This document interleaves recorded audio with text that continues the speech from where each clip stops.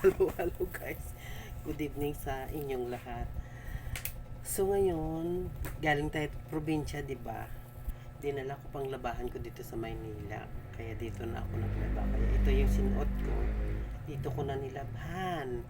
Kaya ngayon, samahan nyo tayo magtupi. Kasi may hirap dun sa probinsya eh. Mainit nga doon, wala ka naman sampayan. Ay, naku, Diyos ko po. Natapos na naman yung maghapon natin, kaya ito tayo ngayon. Ang ating nilabahan, tutupiin na natin. Ito kasi yung mga dinala ko sa probinsyang costume ko. Ito. Yan. So, nalabahan ko na siya. Kaya tutupiin na natin. Ayan.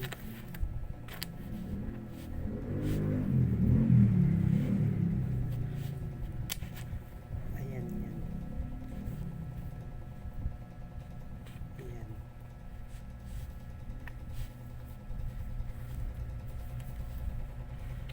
Ayan, guys.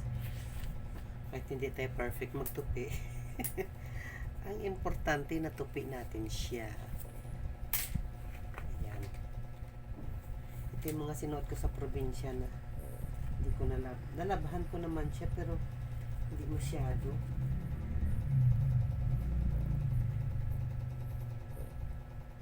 Pinalaba ko pa nga ito yung kapatid ko eh. Kaya ayun.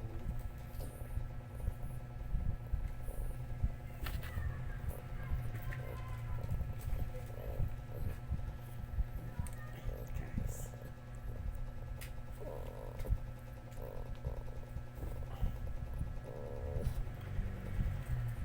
Ito mga ginagawa ko. Ito lang yung ginagawa kong gawaing bahay na paulit-ulit lang tayo kasi nandito lang tayo sa loob. May mga buhok pa nga pala. Aray, may mga buhok pa.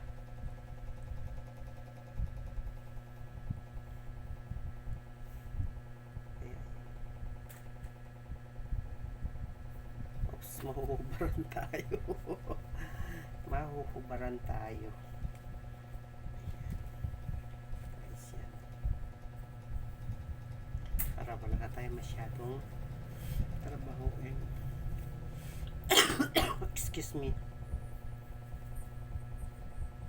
Kaya ayun, tutupi na natin. Kaya another labahan na naman tayo. Siyempre sa ginamit natin pang araw-araw. Kaya ayan guys.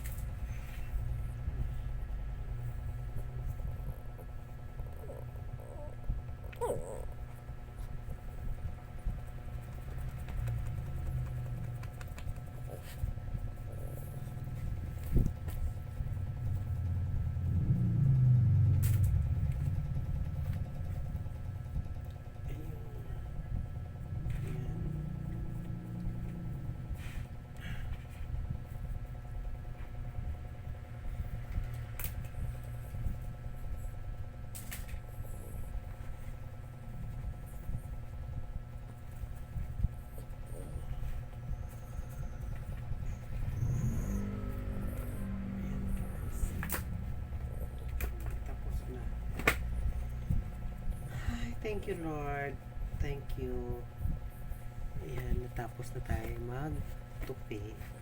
Kaya ayun, ito na naman yung ating gagawin. Actually, hindi nauubos yung trabaho natin.